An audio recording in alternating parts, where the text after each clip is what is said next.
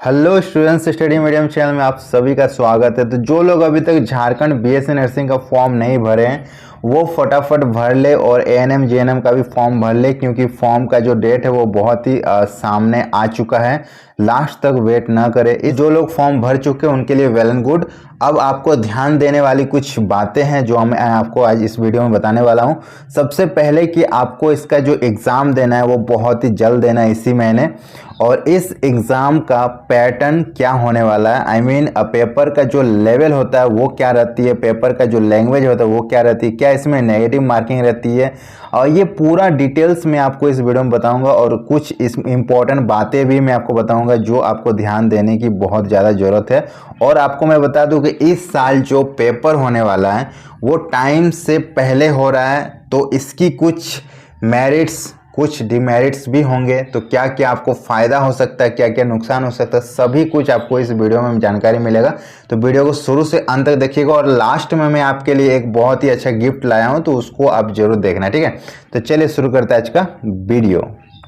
देखो, झारखंड का जो बीएससी नर्सिंग का एग्ज़ाम होता है वो आपका 11th और 12th लेवल के क्वेश्चंस के ऊपर होता है, ठीक है। ऐसा नहीं है कि सिर्फ 12th का होता है, 11th और 12th दोनों का होता है। और दोनों का जो एनसीईआरटी होता है, एनसीईआरटी उसके पैटर्न के आधार पर ये एग्ज़ाम लिया जाता है। तो इसमें अगर आप देखोगे तो सब्जेक्ट क्या क्या पूछे जाते हैं, तो फिजिक्स, केमिस्ट्री और बायोलॉजी। 3 बुक्स हैं, 11th की 3, 12th की 3, टोटल 6 बुक्स, ठीक है। ये 6 बुक अगर आप पढ़ लेते हो तो आपकी तैयारी हो जाएगी, क्योंकि इसी से क्वेश्चंस पूछा जाता है। लेकिन क्या एनसीईआरटी पढ़ना इतना संभव है? बिल्कुल नहीं। एनसीईआरटी पढ़ना दुनिया का सबसे हार्ड काम है, क्योंकि एनसीईआरटी पढ़ने लायक कुछ होता ही नहीं है। इसमें जो होता है पूरा थ्योरी रहता है, पूरा एक्सपेरिमेंट रहता है, लेकिन आपका एग्ज़ाम जो होता है वो ऑब्जेक्टिव माध्यम पे होता है, तो बहुत ज़्यादा दिक्कत होती है। तो मैं आपके इस दिक्कत को सॉल्व कर रहा हूँ, आपको लास्ट में पता चलेगा कैसे, ठीक है। तो देखो, फिजिक्स में इसमें 50 क्वेश्चंस पूछे जाते हैं, केमिस्ट्री से 50 क्वेश्चंस पूछे जाते हैं और बायोलॉजी से 50 क्वेश्चंस पूछे जाते हैं। टोटल आपका 150 क्वेश्चंस का ये एग्ज़ाम होता है, ठीक है। इसमें नेगेटिव मार्किंग होती है, 1/3 नेगेटिव होती है, मतलब 3 अगर आप गलत कर देते हो तो 1 नंबर आपका कट जाएगा, ठीक है। और 1 सही करोगे तो 1 ही नंबर मिलेगा, ठीक है।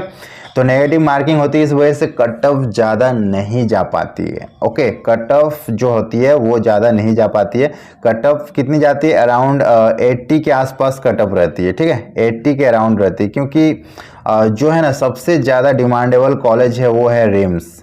तो सबसे ज़्यादा डिमांड इसी कॉलेज का है। इस कॉलेज में एडमिशन लेने के लिए सब पूरा दिन रात मेहनत करते हैं। तो उनकी मैं बता रहा हूँ 80, 85 इस तरह से अगर मार्क्स आती है तो आराम से रिम्स में हो जाती है। ओके, चलो अब मैं आपको बता दूं इस पेपर का जो लैंग्वेज होगा वो क्या होगा। तो इसमें हिंदी के भी क्वेश्चन दिखेंगे और इंग्लिश के भी क्वेश्चन दिखेंगे। तो आपको टेंशन नहीं लेना है कि आप किस मीडियम से हो, और फॉर्म भरते वक्त भी ये लैंग्वेज आपसे नहीं मांगा जाएगा कि आप किस मीडियम से हो, ठीक है। आपको डायरेक्ट पेपर में दोनों ही लैंग्वेज देखने को मिल जाएगा। लेवल मैंने बता दिया, 11th और 12th लेवल का होता है, नेगेटिव मार्किंग भी होती है। अब देखिए, एएनएम जेएनएम की बात करें तो एएनएम जेएनएम में क्या होता है कि सभी 10th लेवल के क्वेश्चंस पूछे जाते हैं, ठीक है, सिर्फ इंग्लिश को छोड़ के। इसमें इंग्लिश और मैथ होती है, ठीक है। इसमें इंग्लिश और मैथ 2 एक्स्ट्रा सब्जेक्ट होती है। पीसीबी तो होती है, तो पीसीबी पूरा 10th लेवल का होता है, और मैथ भी जो होता है ना ये भी 10th लेवल का होता है। खाली इंग्लिश जो होता है ये 12th लेवल की पूछी जाती है। तो आपको इसमें बस इंग्लिश में ध्यान देना है, और बाकी बहुत ही इजी होती है। ओके, इसमें नेगेटिव भी नहीं होती है, इसमें नेगेटिव नहीं होती है, तो आपको कोई दिक्कत नहीं है एएनएम जेएनएम। अब कुछ ध्यान देने वाली बातें जो मैंने पहले बताया था वो मैं आपको बता दूं कि जितने भी स्टूडेंट्स बीएससी नर्सिंग का फॉर्म भरे हैं उनको मैं बता दूं कि आप ये एएनएम जेएनएम का फॉर्म भी भरें। मैं ऐसा इसलिए बोल रहा हूं कि आपने तो सोच लिया कि मुझे बीएससी नर्सिंग करना है, लेकिन फिर भी आप एक बैकअप के लिए ये एएनएम जेएनएम का फॉर्म भरें, क्योंकि बीएससी नर्सिंग में क्या होती है, सीटों की संख्या बहुत कम होती है। सीटों की संख्या इतनी कम होती है कि आप प्रॉपर तैयारी करने के बावजूद भी 1 नंबर से रह जाते हो, आपका सिलेक्शन नहीं हो पाता है। तो उस बेसिस पे आप बहुत ज़्यादा डिप्रेशन पे चले जाओगे। उस टाइम आपको डिप्रेशन से बाहर निकालने का काम ये वाला फॉर्म करेगा, ठीक है। तो अगर आप एएनएम जेएनएम का फॉर्म भर रखते हो तो अगर इसमें 1 नंबर के से अगर आपका छूट जाता है तो इसमें आपका सिलेक्शन 100% हो जाएगा। और ये जो जीएनएम पोस्ट है ना, ये भी कुछ कम नहीं है, ये बीएससी नर्सिंग के लगभग बराबर होता है, ठीक है। और एएनएम तो बहुत आसानी से मिल जाती है, एकदम कम नंबर पे 40, 45, 50 नंबर भी आ जाते तो एएनएम मिल जाती है, तो कोई दिक्कत ही नहीं है। तो ये एक सीट आपको रिजर्व कर लेना है। क्यों? आपको बीएससी नर्सिंग करना है तो फिर क्यों आप जीएनएम रिजर्व करोगे? इसलिए कि अब जो बीएससी नर्सिंग मान लीजिए आपका एक नंबर से छूट गया तो 2023 में तो आपका ये होने से रहा है, अब आपको 2024 में ही मिलेगा। तो 2024 में मिलेगा तो एक साल तो वैसे भी आपका बर्बाद हो जाने वाला है। मैं ऐसा बोल रहा हूँ, आई होप कि ऐसा ना हो। तो अगर ऐसा हो जाता है तो आपके सामने एक सीट रिजर्व रहेगी एक साल के लिए, है ना। एक साल तक आप इस सीट में रिजर्व रहोगे और इस दौरान आप बहुत कुछ सीखोगे, बहुत कुछ जो आपको बीएससी नर्सिंग में काम देगा। और 2024 में फिर से बीएससी नर्सिंग का फॉर्म भरना, और अगर हो गया तो फिर इधर स्विच कर जाना, जीएनएम छोड़ देना। तो जो एक साल आप घर बैठ के बिताओगे वहीं एक साल आप जीएनएम कॉलेज में बिताओ, तो आपका जो बीएससी नर्सिंग की तैयारी ना इसी साल शुरू हो जाएगी। ये मैं उन स्टूडेंट्स के लिए बोल रहा हूँ जिनका इन केस 1-2 नंबर से नहीं हो जाता है उनके लिए, ठीक है। बाकी आपका होगा, उसके लिए आपको टेंशन नहीं लेना, आपका 100% होगा। अब मैं आपको बता दूं कि इस फॉर्म को लास्ट डेट तक नहीं वेट करना है, उससे पहले भर देना है। और एग्ज़ाम जो है ना बहुत जल्द होने वाला है, तो इसका फ़ायदा और नुकसान।